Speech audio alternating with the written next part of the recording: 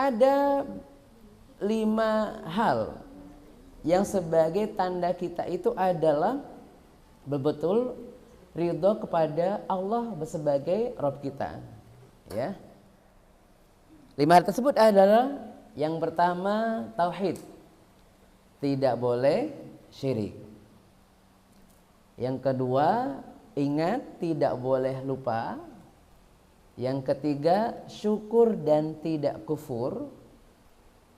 Yang keempat, taat dan tidak ingkar. Husnudzon dan tidak suudzon. Ini minimal sebagai konsekuensi dari kalimat raditu billahi robba setelah kita mengenal Allah Ta'ala. Kan aku ridho Allah sebagai Tuhanku. Artinya berarti cukup dengan mentauhidkan Allah Ta'ala. Karena begini,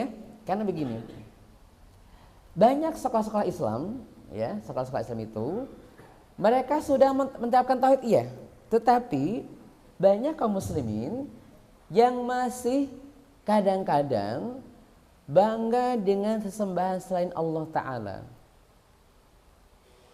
Contohnya apa? Contohnya ya, kita tidak bicara tentang budaya, tidak ya. Kita bicara tentang akidah. Insya Allah kalau Anissa pernah wisata ke Borobudur enggak ya? Atau ke Prambanan tidak ya? Alhamdulillah ya. Begini, ini bukan masalah budaya mah isu nggak apa-apa. Artinya apa? Itu menjadi budaya khasana Indonesia, iya. Tetapi kita seorang Islam itu memang sangat hati-hati kalau ke berziarah ataupun wisata ke tempat peribadatan agama yang lain, gitu ya. Kenapa? Karena mereka pun sudah menerapkan lakum dinukum waliyadinnya kok, gitu ya. Masa kita enggak? Pernah ada melihat orang Buddha datang ke Istiqlal kemudian mengatakan Om Santi gitu, itu nggak ada. Baru kemarin nih ya, yang paus itu ya, yang memang datang ke Istiqlal, itu pun memang Masya Allah ya, itu polemiknya banyak sekali gitu ya. Tapi sebelumnya tidak ada orang Kristen kemudian masih ke Masjid Jawa Tengah, puji Tuhan sampai Masjid Jawa Tengah nggak ada. Tapi kita, Masya Allah, datang ke Borobudur ya, megang stupanya, ada berhalanya tuh di atasnya. Alhamdulillah sampai Borobudur, Masya Allah. Kan berarti bangga dengan itu. Berhalanya siapa coba? Tuhannya siapa? Mereka. Tuhannya mereka tuh. Mau tidak mau itu mereka, begitu ya, seperti itu ya. Seperti itu. Sehingga memang banyak orang Islam begitu. Ke Bali tuh ya, ke Bali kayak anak-anak begitu ya, anak-anak SMA itu Masya Allah. Pokoknya kalau ke Bali excited begitu ya, kayaknya apa? Bangga sekali. Mungkin ada yang dulu pernah di SMA ke Bali ya? Wajib ya? Kayak yang wajib gurunya, kayak yang wajibkan gurunya ya, guru-guru bolak-balik datang ke sana gitu ya. Tapi begitu, saya kemarin ada di Prokerto ya. Sekolahnya Madrasah Aliyah, Masya Allah ya. Nggak tahu di mana ya, pokoknya Madrasah Aliyah ya gitu ya. Ke Bali, Masya Allah, ke Bali gitu ya. Kan pasti kan ke purutnya, fotonya di bawah yang patung yang besar itu gitu ya. Itu kan dewanya mereka. Kok kenapa kemudian Alhamdulillah sampai ke Bali gitu ya, ada patung Garuda Wisnu Kencana, Allahu Akbar. Berarti ini tauhidnya agak diragukan, dipertanyakan ya. Kenapa? Karena ini sebenarnya Tuhannya siapa itu? Pernah nggak? Bahkan kita kadang-kadang ya, mohon maaf sekali ya, kadang-kadang tuh ya, bawa souvenir gambar candi, Masya Allah, kaosnya lah, kemudian gantungan kuncinya lah, segala macam. Kira-kira pernah ada lihat di orang Kristen ada gambar Ka'bah di rumahnya? Ada nggak kira-kira? Nggak ada. Mereka aja Masya Allah lakum dinukum waliyadinnya ya. Kita kok ya gimana ya? Kita itu kayaknya perlu dikuatkan lagi ini akidahnya. Kenapa? Karena emang dengan atas nama budaya, tapi sampai mengorbankan akidah tauhid kita. Maka hati-hati ya, nanti kalau apa dengan antum semua nanti wisata kemanapun, lihat souvenirnya ya. Jangan sampai souvenir yang mengandung unsur kemusyrikan. Hati-hati begitu ya. Contoh kayak yang ada kucing begini-begini tuh, kan itu kalau orang Cina kan ada kucing begini-begini ya, ada gitu ya. Ada kalau sekarang lebih populer tuh. Itu ada semacam hiasan dinding yang ada bulu-bulunya, lingkaran ada bulu-bulunya di bawah. Itu. Iya. Iya. Itu win catcher ya gitu ya. Nah gitu ya. Itu adalah dukun-dukun orang-orang Turki sana pakai itu. Gitu ya. Maka ini hati-hati nih. Kenapa? Kadang-kadang kita syirik tidak berasa tuh gitu ya. Makanya ini pentingnya kita itu bagaimana tauhidnya biar tidak syirik. Kenapa kadang-kadang kita merasa itu adalah apa namanya? Adalah oh ini sekedar souvenir. Oh ini sekedar patung. Oh ini sekedar apa gitu, padahal itu sudah ada unsur syiriknya gitu ya. Baik ya. Bawa mushaf nggak? Bawa mushaf nggak ya? Saya mau mendugaskan antum nih ya. Oke ya. Ini kan ini halaqah berarti kan harus aktif ya, bukan cuma saya yang bicara ya. Oke. Nah, ini ada beberapa ayatnya.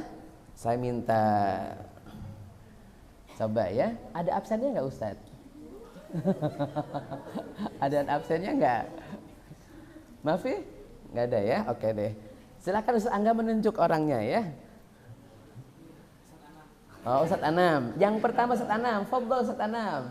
Dibaca ayatnya dan terjemahnya ya. Biar aktif ya, biar nggak saya aja yang bicara ya. Adzariyat 56. Apa bacaannya? أعوذ بالله من الشيطان الرجيم وما خلقت الجن والإنس إلا ليعبدون. Baik, terjemahnya. Dan aku tidak menciptakan jin dan manusia melainkan supaya mereka mengabdi kepadaku. Baik. Jadi dalam surat Adzariyat 56 ini Allah mengatakan bahwa tujuan utama kita diciptakan adalah untuk menyembah hanya kepada Allah Ta'ala saja ya. Jadi tidak boleh menyembah kepada selain Allah Ta'ala. Terus surat An-Nahl 36 yang ustazahnya, silahkan diwakili siapa yang menunjuk. Ustaz Angga, tunjuk aja namanya. Sudah Tri, fadhol sudah Tri ya. An-Nahl 36. Mic-nya ada ya. Ini kalau suaranya gandang nggak boleh pakai mic, nggak apa-apa.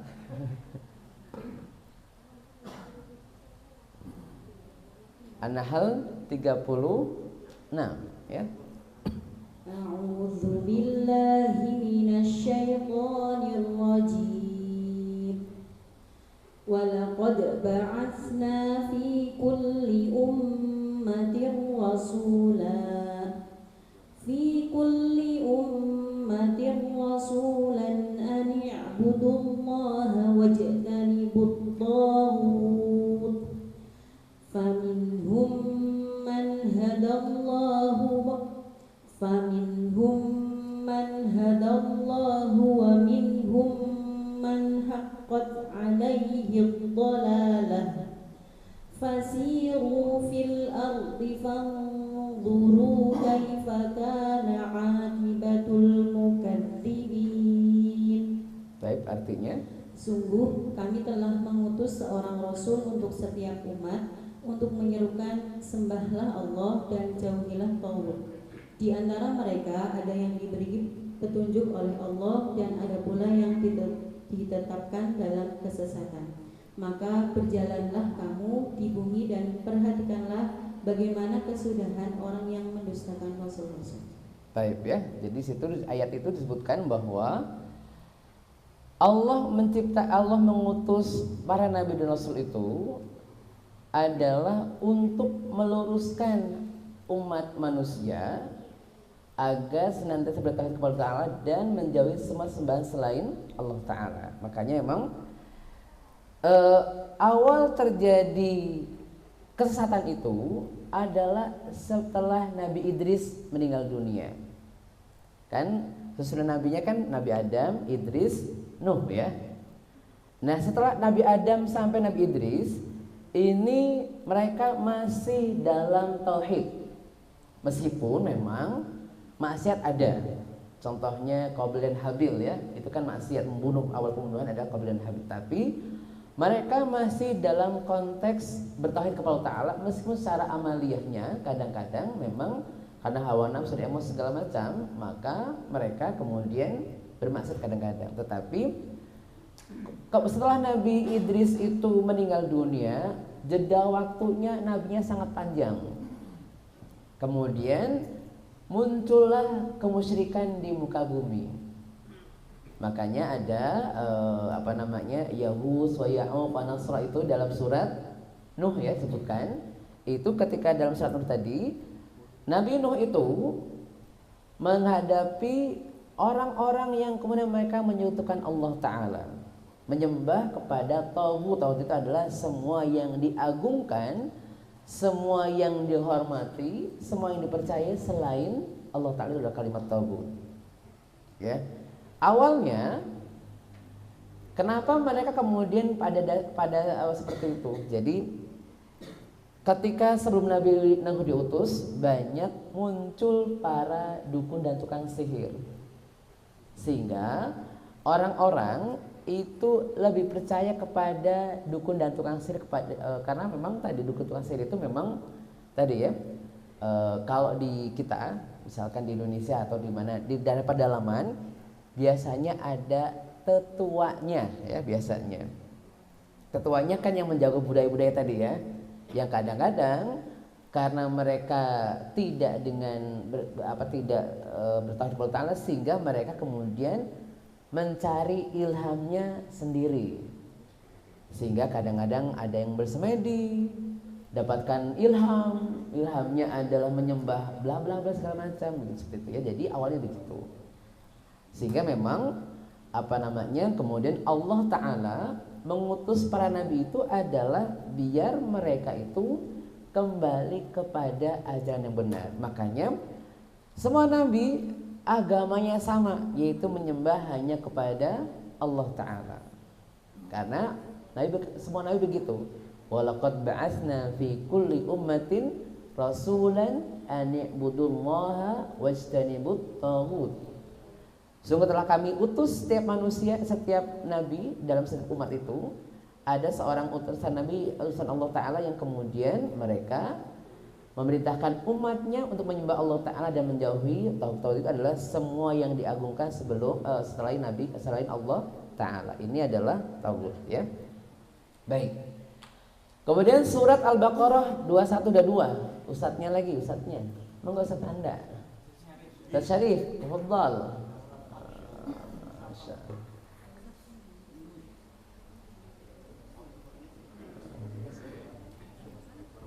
Ya.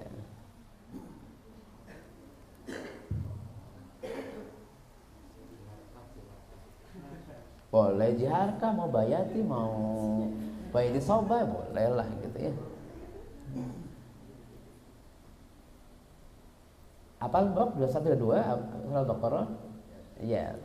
A'udzu billahi minasy syaithanir rajim. Ya ayyuhan nasu u'budu rabbakum alladzi khalaqakum wal ladzina min qablikum la'allakum tattaqun. الذي جعل لكم الأرض فراشا والسماء بناء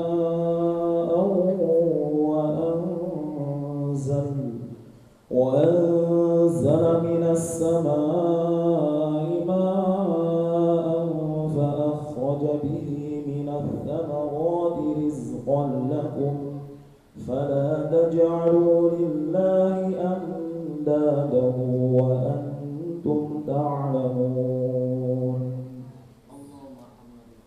Artinya Ustaz, Wahai manusia, sembahlah Tuhanmu yang telah menciptakan kamu dan orang-orang sebelum kamu agar kamu bertakwa. Dialah yang menjadikan bumi sebagai hambaran bagimu dan langit sebagai atap, dan dialah yang menurunkan air hujan dari langit. Lalu dia menghasilkan dengan hujan itu buah-buahan sebagai rizki untuk kamu. Oleh karena itu, janganlah kamu mengadakan tandingan-tandingan bagi Allah padahal kamu mengetahui. baik ya. Kata kuncinya adalah pada fala taj'alu lillahi andada wa antum ta'lamun ya. Ini kayaknya belum tersibuh dengan uminya ya. Belum tersibuh. Jadi apa? Masih aslinya itu ya, nadanya ya. Oke, enggak apa-apa. Jadi di sini kata kuncinya ada, jangan kalian menjadikan sekutu-sekutu, tandingan-tandingan selain Allah Ta'ala, padahal kamu tahu bahwa Allah lah yang satu-satunya yang kemudian berkuasa di alam semesta ini, yang menciptakan alam semesta ini. Jadi sini larangan bagi manusia untuk menisbatkan kepada makhluk Allah Ta'ala semua sifat-sifat ketuhanan. Ya. Jadi disinilah kadang-kadang kenapa Nabi SAW itu agak sedikit mempermasalahkan ya orang-orang yang dikit-dikit minta diruqyah. Kenapa? Begini ya. Kalau antum datang ke dokter, antum yakinnya dokternya manjur atau memang ini hanya obat aja, salahna? Kalau dokter pasti ngomongin ini ilmiah dan ini adalah obatnya ya. Tapi kalau ke ustadz yang ruqyah, itu biasanya pilih-pilih ustadz yang biasa ngeruqyah saja lah, yang biasanya sembuh gitu ya. Padahal kan sama-sama nih, yang ini pakai obat, yang ini pakai ayat Al-Quran. Cuma tingkat keyakinannya itu kadang-kadang agak lebih dari sekedar manusia itu adalah di ketika ruqyah. Makanya salah satu di antara orang yang termasuk ahli surga itu adalah alladzina la yastarqun, yang mereka tidak buru-buru minta di ruqyah. Kenapa? Kadang-kadang orang kalau, mohon maaf ya, kalau kita lihat kisahnya seorang sahabiat, ada seorang sahabiat, ini sakitnya kalau mungkin kalau sekarang kalau di sakit sekarang itu ayan lah. Jadi kadang-kadang nggak sadarkan diri sampai guling-guling begitu ya. Tapi kalau dalam bahasa dulu adalah sesuatu yang seperti terganggu oleh setan begitu, oleh jin begitu. Kemudian Nabi melihatnya. Nabi kemudian mengatakan, wahai fulana, maukah aku doakan biar sembuh, atau kamu mau sabar saja? Kira-kira ya, kalau antum didatangi Nabi tuh, yang datang Nabi masya Allah ya, luar biasa, orang yang memang paling mulia, yang doanya pasti dikabulkan. Terus Nabi menawarkan, kita sedang sakit tuh, mau berobat saja, mau sembuh atau mau bersabar? Kira-kira kita milih yang mana? Sembuh ya Rasulullah gitu ya, masya Allah gitu ya. Kenapa? Ya kita begitu, imannya memang masih tipis begitu sehingga pengen sembuh tuh. Tapi wanita ini mengatakan, oh tidak ya Rasulullah, saya itu memilih sabar saja. Karena saya yakin bahwa dalam setiap penyakit saya ini ada obatnya, dan kalaupun tidak sembuh ini ujian dari Allah Ta'ala, sehingga aku memilih bersabar. Tapi doakan agar kalau aku pasti tidak sadarkan dari tadi, auratku tidak terbuka. Masya Allah ya, ini wanita luar biasa. Kita kadang-kadang nggak begitu. Ustadznya sih nggak salah ya. Yang terkenal kan sekarang di Purwokerto ada ya Ustadz Faizar tuh. Itu nggak salah dia. Cuma kalau beliau kajian berbondong-bondong pengen diruqyah sama dia. Artinya apa? Ini yang sebenarnya keliru begitu. Ustadznya pun mengajarkannya ini ruqyah buat diri sendiri, bukan untuk minta diruqyah. Tapi hampir separuh orang yang datang kajian beliau itu adalah pengen diruqyah. Padahal kan duka itu kayak doa kita kepada Allah Ta'ala seperti itu ya. Kalau kesembuhan itu kan sebenarnya Allah bisa menyembuhkan meskipun nggak pakai obat pun bisa kan ya. Kayak kisah sinetron kan ya. Itu kan begitu kan, sinetron ada tuh orang amnesia, kejedot langsung ingat. Kan jatuhnya lupa, kemudian jatuh lagi jadi ingat, bisa begitu. Meskipun nggak berarti ngejerot-jerotin semua ya, enggak ya. Tapi intinya adalah kadang Allah memberikan pada kita adalah penyakit, tapi memang obat tidak perlu pakai obat untuk sembuh, tidak perlu. Tapi memang Allah perintahkan pada kita untuk berobat ya. Tapi bukan untuk sembuh ya, tapi sebagai kita berdoa sarana biar disembuhkan, bukan untuk sembuh. Kenapa? Karena memang sembuh kadang-kadang datang bukan dari obat, tapi dari Allah Ta'ala. Tapi kita diminta untuk berobat. Makanya ketika ada orang kemudian andada tadi, tandingan Allah Ta'ala itu diantaranya adalah kalau ada orang meyakini bahwa yang memberikan kesembuhan adalah bukan Allah Ta'ala, itu sudah syirik nih. Kalau kemudian meyakini bahwa yang menyembuhkan adalah bukan Allah Ta'ala. Makanya doanya kalau kita menyembuhkan orang sakit kan adalah Allahumma shfi anta syafi la shifaan illa shifa'uk shifaan la yughadiru saqama. Anta syafi, engkaulah yang menyembuhkan. Berarti kesembuhan kita bukan karena apapun, Allah yang menyembuhkan, tetapi memang dengan perantara yang kemudian memang dibolehkan. Contoh ya, kalau pengobatan jelas medis, Nabi memerintahkan medis tadi. Ada kadang berobat dengan berobat dengan, kalau sekarang kan mungkin obat-obatan ya, ada herbal, itu kan sebenarnya kan medis ya, itu maksudnya ya, kategori medis itu herbal. Itu kan ada jintan hitam, itu sebenarnya kan sarana. Tapi masyarakat kita di Indonesia itu lebih percaya dengan pengobatan non medis yang unsurnya adalah doa. Nah, doa ini memang harus betul-betul yakinnya pada Allah Ta'ala. Makanya kadang-kadang ada orang kemudian syirik tidak berasa tuh. Contoh ya, ini sih nanti perlu dibuktikan betul apa tidaknya ya. Yang populer tuh kalung kesehatan Leontin nih, yang di kalung-kalung itu ya, kalung ada MM-nya tuh ya. Ini dijual, bahkan yang jual ustaz-ustaz ya kadang-kadang gitu ya. Itu yang jual kalung yang ada Leontinnya begitu.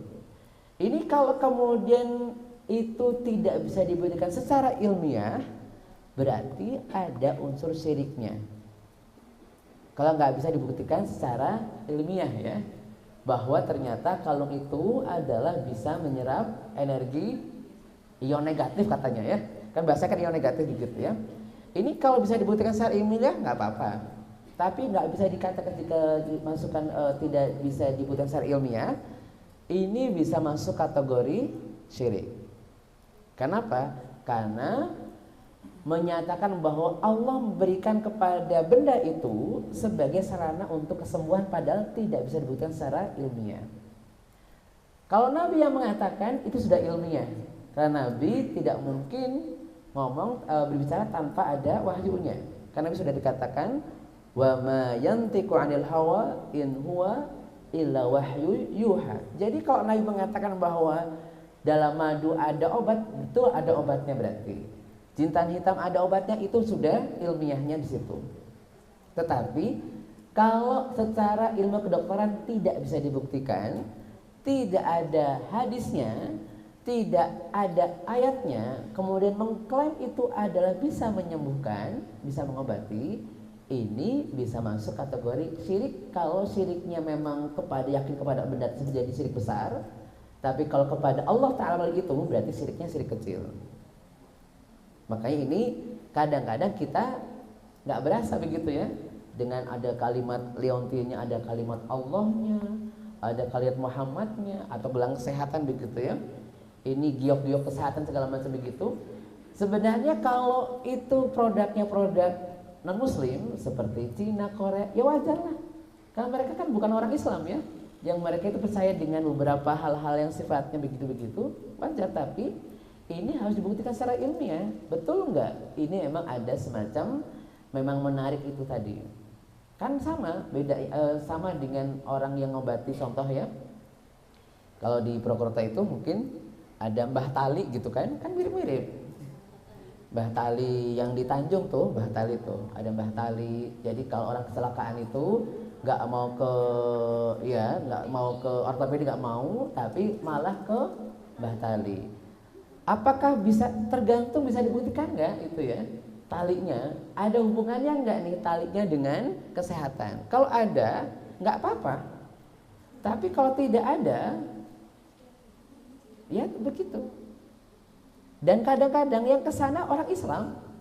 Saya tanya deh, yang ke dukun rata Islam atau bukan? Islam semua. Islam semua gitu ya, hampir semua Islam semua. Tapi tadi, jadi Anda ada tadi karena apa? Kenapa Nabi kemudian mendoakan tadi Allahumma shfi anta syafi? Karena tadi untuk kita meyakini bahwa yang menyembuhkan adalah Allah Ta'ala saja, bukan yang lainnya.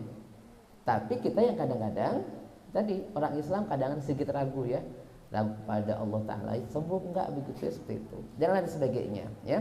Makanya di sini Allah menciptakan langit dan bumi, Allah juga menurunkan hujan dan juga artinya berkuasa atas semesta ini. Maka jangan sekali-kali kita kemudian menjadikan selain Allah Ta'ala sebagai tandingan untuk Allah Ta'ala. Fala taj'alu lillahi andada wa antum ta'lamun. Jadi tahu nih, tapi tadi kadang begitu. Baik, coba dibaca surat An-Nisa yang 48 ya. Silahkan ustazahnya lagi, Zadawati ya. Besok kajian bulan depan ada list namanya ya, biar saya yang panggil aja ya nanti ya. Zadawati, silakan Zadawati. Biar nggak ngantuk ya, soalnya kalau ini pada ngantuk kalau dengar doang ya, suruh baca ya.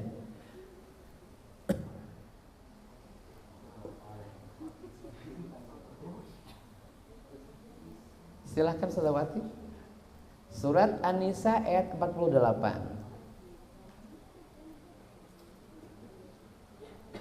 أعوذ بالله من الشيطان الرجيم بسم الله الرحمن الرحيم إن الله لا يغفر أن يشرك به ويغفر ما دون ذلك من يشاء ومن يشرك بالله فقد افترى إثما عظيما. Sesungguhnya Allah tidak akan mengampuni dosa karena mempersekutukannya, syirik, dan Dia mengampuni apa dosa yang selain syirik itu bagi siapa yang Dia kehendaki. Barang siapa mempersekutukan Allah, maka sungguh dia telah berbuat dosa yang besar. Baik ya. Dalam surah An-Nisa ayat 48 itu disebutkan bahwasannya sesungguhnya Allah tidak mengampuni dosa syirik. Ini kalau nggak taubat ya. Kalau taubat diampuni. Karena apa? Kalau diterjemahkan bahwa kalau tidak nggak ampuni, bahkan taubat pun nggak diampuni, maka hampir semua sahabat dulunya syirik, kecuali Abu Bakar ya. Abu Bakar, kemudian Ali nggak pernah syirik ya. Tapi kalau Umar pernah, karena Umar itu dulu pernah bikin berhala dari kue, begitu lapar dimakan Tuhannya. Ini saking ya memang kenapa dikatakan jahiliyah ya, Tuhannya dimakan sendiri begitu. Jadi ini Allah tidak mengampuni dosa syirik kalau dia tidak bertobat. Makanya kita banyak-banyak istighfar kalau kadang-kadang kita syirik tidak berasa begitu ya. Ya kadang-kadang kita nggak berasa ya. Contoh, yang nggak berasa itu contoh ya. Seperti sumpah demi Allah, demi Rasulullah, itu sudah syirik tuh. Karena apa? Karena menyamakan Rasulullah dengan Allah Ta'ala. Cukup demi Allah saja, nggak usah demi Rasulullah, sudah. Apalagi mohon maaf nih ya, kadang-kadang lagi bucin tuh ya, demi kamu apa aku 7 samudraku seberangin lah gitu ya, 7 apa 1000 tahunku nanti, alah gombal begitu ya. Gombalnya sih oke lah, tapi syiriknya loh. Kenapa? Demi kamu, demi langit dan bumi aku bersumpah. Kan ada lagunya kan ya. Nah itu sudah syirik tuh. Tapi kan kita nggak menyadari bahwa itu adalah syirik, ya seperti itu. Demi kamu apapun aku lakukan, masya Allah gitu ya. Itu juga sudah ada unsur syiriknya. Tapi kan kita nggak menyadari dan kita nggak memang betul-betulan memang begitu banget ya, tidaklah. Hanya sebatas mulut aja gitu. Tapi kan sudah ada unsur-unsur syiriknya. Nah makanya syirik-syirik yang kita tidak sadar itu kita perlu banyak-banyak istighfarnya gitu ya, seperti itu. Ya tadi bersumpah kemudian demi Allah, demi Rasulullah begitu ya. Bahkan sebagian ulama kontemporer ya, kan biasanya ada hiasan dinding ya, dan dinding tuh ada kalimat Allah, ada kalimat Muhammad Rasulullah. Ini sangat hati-hatinya ulama, sebagai ulama saya mungkin tidak sampai di situ, tapi ada sebagian yang mengatakan kalau menyandingkan kalimat Allah Rasulullah sejajar, itu berarti menyamakan. Begitu. Sehingga ada indikator syiriknya, indikator bukan syirik beneran ya. Karena apa? Menyamakan tuh. Contoh nih, ya seperti kalimat Allah kan memang mulia ya. Kalimat Muhammad kan biasa saja sebenarnya, tapi kemudian dimuliakan sama seperti kalimat Allah Ta'ala. Ini agak menuju ke sana. Ini yang kontemporer kan ya, yang memang tidak kayaknya di buku-buku tidak dibahas tuh. Karena dia tadi kesannya orang kalau syirik hanya nyembah berhala patung, nggak begitu, nggak semua begitu.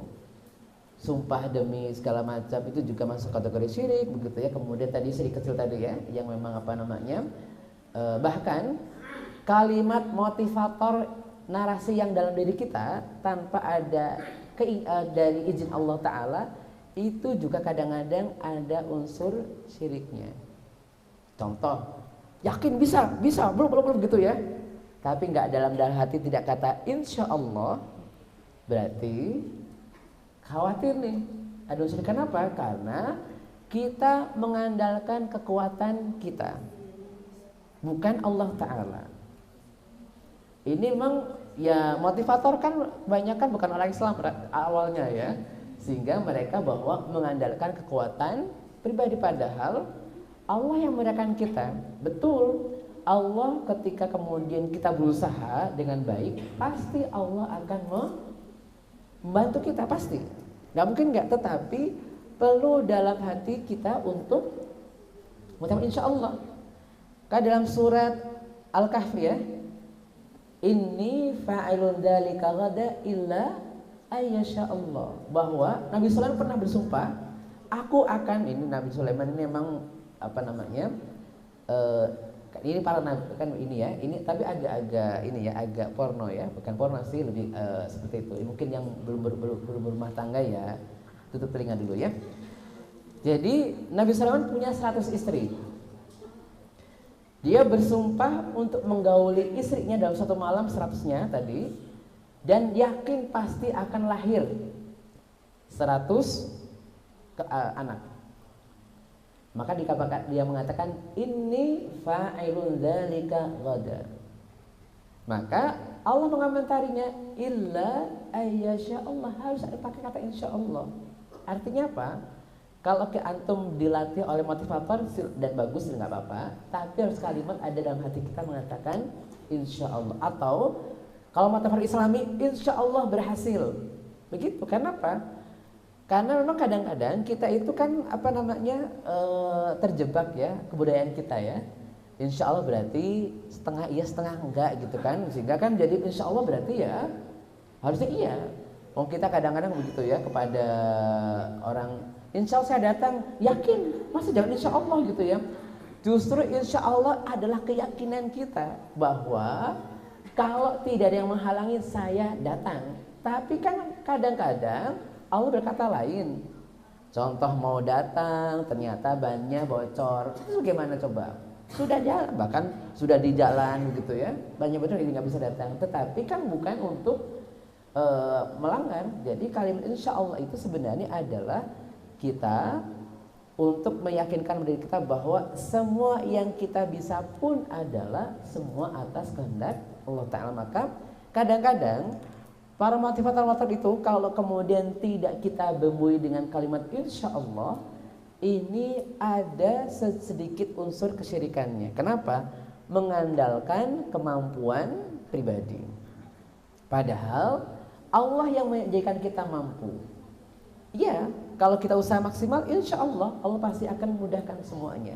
Tetapi kadang-kadang itu kita tidak menyadari ya, sehingga emang tadi ya, yang dirubah bukan motivasinya, tapi dirubah adalah penggunaan kalimat insya Allah adalah untuk optimisme bahwa itu Allah pasti akan mudahkan, seperti itu. Bukan pesimisme, karena kita terjebak dengan budaya kita. Kalau insya Allah berarti kayaknya mau enggak ya, jadi insya Allah begitu ya. Tapi kalau insya Allah harusnya kan adalah mau iya, benar-benar iya, tapi kan kita tidak tahu bagaimananya gitu ya. Oke. Nah itu kalau sampai dengan, kalau yang syirik besar, kalau sampai meninggal dunia tidak bertobat, memang tidak akan diampuni oleh Allah Ta'ala. Tetapi kalau bukan syirik, maka Allah bisa saja mengampuni tanpa bertobat. Kalau bukan syirik, makanya antum hati-hati nih ketika melakukan ke anak itu ya. Jadi anak percaya dengan tahayul lebih bahaya daripada anak pacaran. Pacaran manusiawi itu adalah manusia, ya memang manusia kan senang dengan laki-laki sama perempuan ya, itu normal, hanya salah tempatnya aja gitu ya. Tapi kalau kemudian dia percaya tahayul, percaya ramalan bintang, malah tambah lebih syirik lagi, artinya dosanya lebih besar daripada yang itu tadi. Cuma bukan berarti membolehkan, bukan ya, bukan. Tapi artinya begini. Jadi kadang-kadang nanti kalau sebagai kita orang tua gitu ya, atau antum sebagai sebagai guru gitu ya, harus ada skala prioritas penyikapannya. Yang syirik, yang satu memang harus sangat-sangat ketat. Adapun kayak nakal-nakal sedikit gitu ya, masih oke lah gitu, namanya manusia ya. Kalau misalkan contoh ya, kalau lihat anak kita sekarang kan kadang-kadang gemes ya, sudah dididik sampai dari kelas 1, kelas 6-nya aduh gitu ya. Ibaratnya kalau sekarang mungkin kayak ulat bulu lagi gondrong-gondrongnya bulunya ya, aduh pokoknya bikin. Bahkan mungkin ada ya, ada anak-anak yang, tapi di sini Alisa tidak ada insyaallah ya. Ada anak kalau nggak masuk gurunya alhamdulillah itu nggak datang gitu ya. Ini nggak ada biang keroknya, nggak ada gitu ya, seperti itu. Padahal kita kan nggak tahu ya, dulu mungkin kita biang korek juga di sekolah kita dulu ya. Coba kalau misalkan mau tanyakan ke guru-guru SD zaman dulu ya, antum kalau mau diinvestigasi tuh ketika SD kayaknya sama dengan anak-anak kita sekarang kan, bisa jadi tuh. Cuma kan sekarang kita jadi guru ya. Jadi artinya kalau lihat anak-anak begitu, agak begitu, nggak terlalu pusing. Yang penting sholatnya rajin, kemudian yakin pada Allah luar biasa. Kenapa? Itu lebih penting daripada kenakalan-kenakalan yang lainnya. Kenapa? Sebenarnya nggak syirik, sholatnya rajin. Kalaupun kadang-kadang belok kanan belok kiri masih bisa diajak lurus tadi. Tapi kalau sudah ininya enggak, dua-duanya enggak, masya Allah sebaik apapun kalau percaya ramalan bintang ini enggak jadi baik. Begitu. Makanya perlu ada ini. Jadi Allah sudah mengatakan begitu ya. Ayat terakhir ya. Ini sudah jam 8.50 ya. Oke, enggak ada pertanyaan kan ya? Ayat terakhir aja ya. Surat Al-Kahfi ayat 110, ustadznya Fadhal. Ustadz Naufal, Fadhal Ustadz Naufal.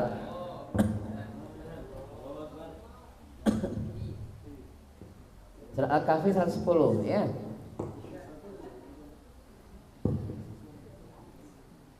Qul innama ana basharun mithlukum yuha ilayya annama ilahukum إلي أنما إلهكم إله واحد فمن كان يرجو لقاء ربه فليعمل عملا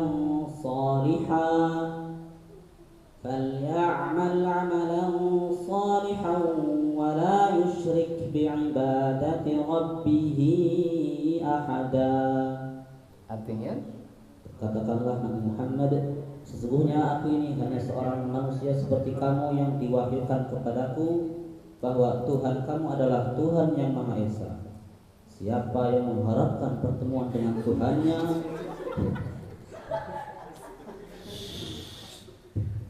iya lanjutkan, udah bagus kok ya. hendaklah melakukan amal soleh dan tidak menjadikan apa dan siapapun sebagai sekutu dalam beribadah kepada Tuhan. Insyaallah. Insyaallah. Insyaallah ya. Baik ya. Cuma tadi harusnya annama, jangan ilayya ya. Karena yuha ilayya itu adalah masuk yang yuha ilayya. Jadi nanti kalau nyambungnya di annamanya, bukan di ilayyanya ya. Jadi mungkin nanti belajar lagi di wakaf ibtida'nya ya, gitu. Kan begitu, iya, gitu ya. Jadi apa namanya? Ya memang wakaf ibtidah kan harus bisa bahasa Arab ya. Jadi kalau nggak bisa bahasa Arab memang agak-agak sulit wakaf ibtida'nya ya. Baik. Jadi di situ dikatakan bahwasannya itu Nabi sudah mengatakan bahwasannya Nabi adalah sama seperti manusia yang lainnya. Hanya Nabi kemudian diberikan karena mendapatkan wahyu. Nah di sini ada satu pesan dari Allah Ta'ala bahwasannya Nabi itu manusia biasa yang dilebihkan karena mendapatkan wahyu. Para nabi tidak punya sifat ketuhanan, tidak ada. Nah ini juga untuk membantah orang Nasrani yang mengatakan bahwa Nabi Isa adalah Tuhan, dan juga untuk membantah sebagian teman-teman kita, ikhwan kita, saudara kita dari kalangan muslimin yang kemudian membaca selawat nabinya sampai berlebihan. Ya, kan ada selawat yang apa namanya? Ada selawat tunjina, tanfariju bihil qurabu wa tanhalu bihil uqadu. Itu kalimat itu ada unsur syiriknya. Kenapa? Dengan Nabi Muhammad SAW itu semua masalah bisa selesai dan semua kesedihan bisa dihilangkan. Ini ada unsur kemusyrikannya sedikit, tergantung penerjemahannya bagaimana. Kenapa? Karena yang bisa menghilangkan musibah hanya Allah Ta'ala, bukan Nabi, bukan. Meskipun melawat Nabi, tapi yang bisa menyembuhkan adalah, yang bisa menghilangkan musibah adalah Allah Ta'ala. Nah ada sebagian kaum muslimin baca selawat itu kadang-kadang gak ngerti artinya. Kalau disalahkan kesannya, oh nggak selawatan, nggak cinta Nabi, bukan begitu. Kalau selawatnya selawat yang memang bebas dari syirik nggak masalah. Tapi kalau selawatnya ada unsur syiriknya, ini yang kemudian perlu hati-hati. Makanya emang selawat Nabi segala macam itu selama tidak ada unsur syiriknya silakan saja. Yang syiriknya burdah itu aja syiriknya. Yang pernah dikatakan bahwa Nabi mengetahui Lauhul Mahfud. Yang kedua, karena Nabilah Allah menciptakan langit dan bumi. Ini juga sudah ada unsur seperti sehingga bukan selawat tetapi makna yang terkandung dalam itu. Karena apa? Memuji Nabi secara berlebihan, melebihi kadar sebagai seorang Nabi dan utusan Allah Ta'ala. Demikian pula kita itu juga kenapa kalau kita kemudian diberikan kebaikan oleh orang lain cukup mengucapkan jazakumullah khairan, semoga Allah membalasmu dengan lebih baik. Karena apa? Jadi dalam kalimat itu ada sikap tauhid kita bahwa yang menjadikan dia membantu saya adalah Allah Ta'ala, maka Allah lah yang akan membalasnya.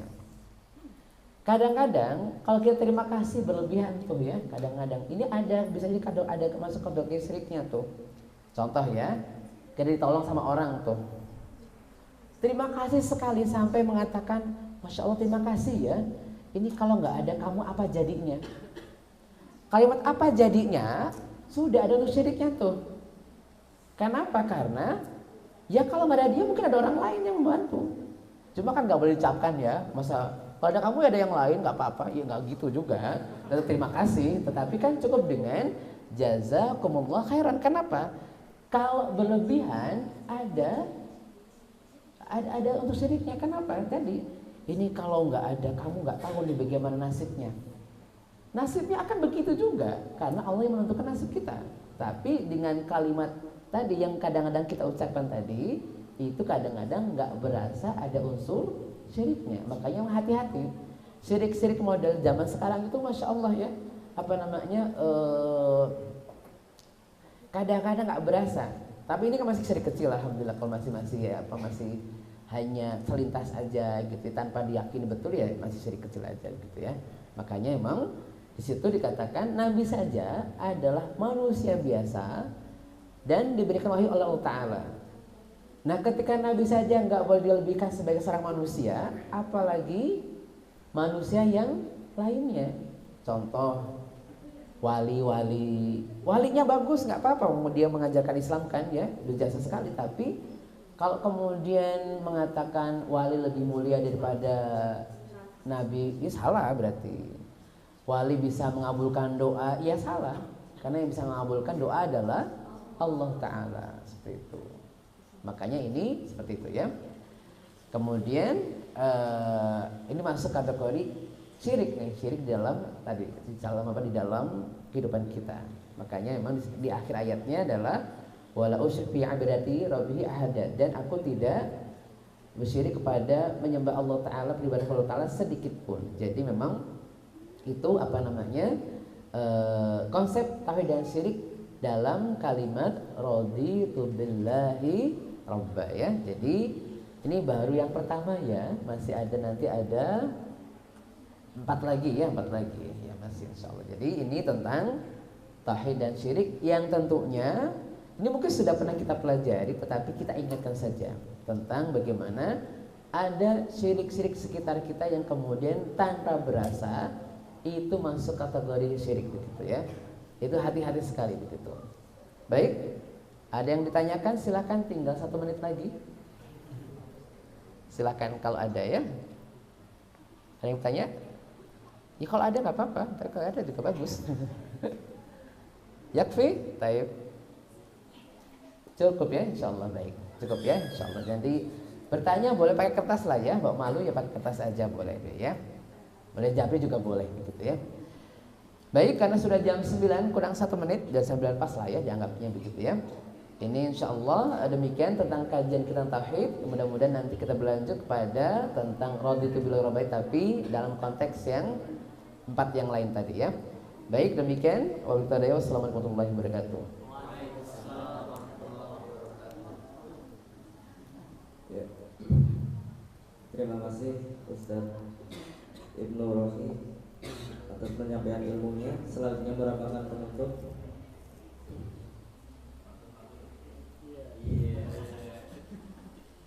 Oh iya, ini ada pantun untuk Ustaz Ibnu Rofi. Aduh, Masya Allah. Saya bilang cakep nggak?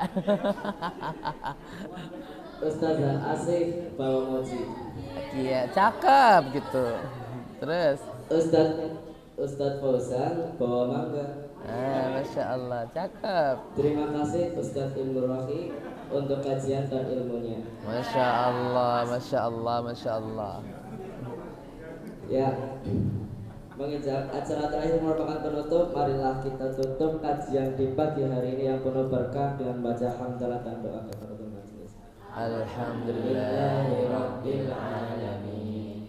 Subhanakallahumma wa bihamdik, asyhadu an la ilaha illa anta, astaghfiruka wa atubu ilaik. Sekian dari saya. Burung Cendrawasih, Cinta Tuhan. Terima kasih sudah setia. Wassalamualaikum warahmatullahi wabarakatuh. Waalaikumsalam warahmatullahi wabarakatuh ya.